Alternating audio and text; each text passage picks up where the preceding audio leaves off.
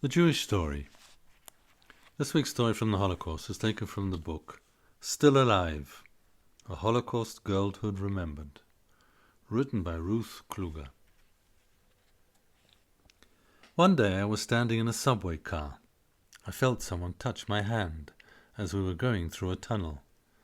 My first thought was a man who wants to molest me. My second, a pickpocket. So I clutched my wallet. But no, this man pressed something into my hand, a gift. He wanted to show his pity for me, the child with the Jew star. I understood. To give gifts to Jews was forbidden.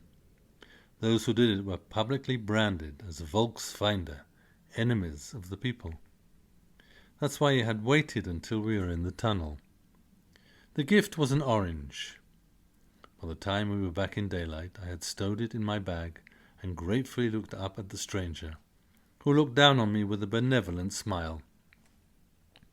But my feelings were mixed, as in the case of the sweet from the maid's Christmas tree. I didn't like the role of the passive victim, who could be comforted with small demonstrations of kindness. I wanted an assertive, oppositional role, at least in my thoughts. An orange, no matter what it stood for, was no help as my life became progressively more restricted and impoverished. It was a sentimental gesture, and I was a prop for the donor's good intentions. The piece of fruit was somewhat less useful than the comforting words of the lady usher at the movie theatre, but I would have caused the giver embarrassment and perhaps got him into trouble if I had refused his charity in the crowded streetcar.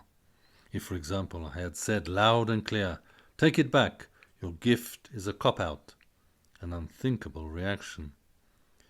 That is how I explained the case to my mother when I came home, with my unwanted orange and my story. But she was more radical.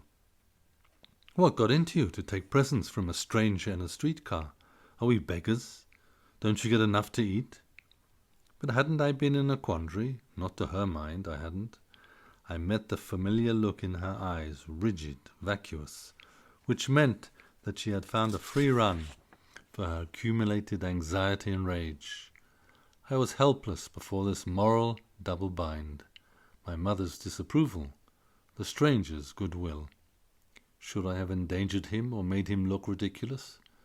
At the same time, admit it, didn't you enjoy the adventure, the game of conspiracy, the scene in which you skillfully played the role of grateful Jewish girl? Please pass on this story.